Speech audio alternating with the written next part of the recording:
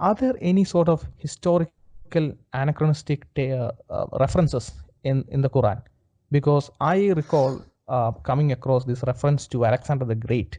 That was one of the anachronistic reference that I've come across, and you could highlight more on it, where the reference to Alexander Great and his life and his journey, and one aspect of his journey which has been referenced in the Quran, has been highly contested by scholars.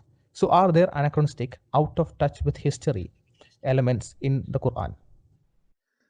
Yes, there's actually several examples of this, and you just referenced the one about Alexander the Great, and that's in Surah 1880, verses 83 through 99.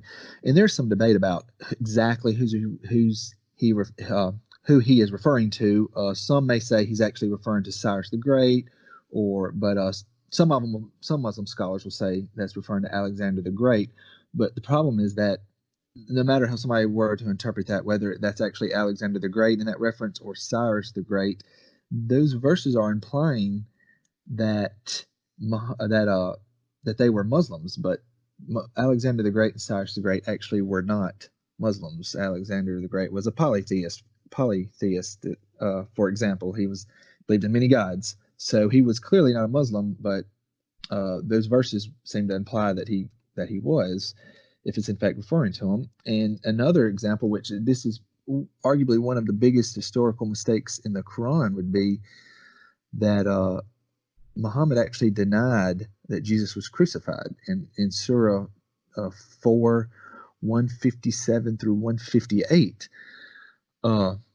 Muhammad denied that Jesus was ever crucified, but Jesus' crucifixion is actually one of the most certain facts of ancient history. It's virtually undisputed. I mean, even agnostics and atheists will admit it. I mean, not only do the early Christians record it, early Jews recorded it, Romans. I mean, there's secular sources that record the same thing. So the historical facts are just overwhelming. The historical evidence is overwhelming when it comes to Jesus' crucifixion. But Muhammad actually denied it in Surah 4.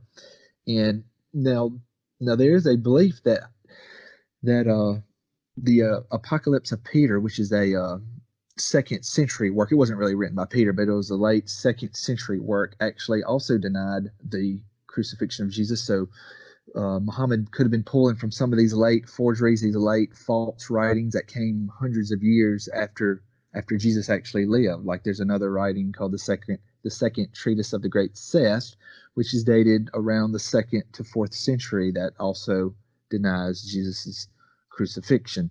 So not only is this a huge mistake on Muhammad's part by denying the crucifixion, which is virtually certain, but he perhaps is pulling this information from false heretical gospels, false writings that came hundreds of years after Jesus lived.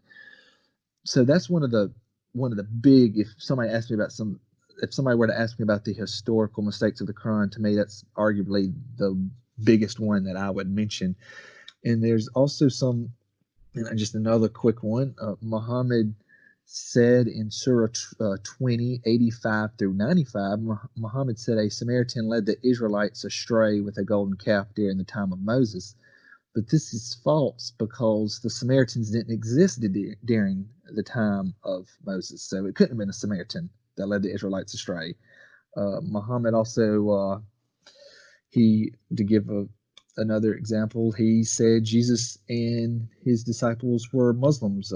Some of the verses there would be Surah 352, Surah 4, 171, and there's several others where Jesus is saying that, where Muhammad is saying that Jesus and his disciples were Muslims, but the actual earliest historical documents show they clearly were not Muslims. What they believed and what they said is completely different than what Muhammad said.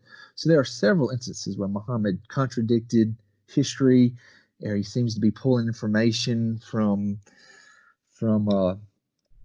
heretical sources that are late legends that came hundreds of years after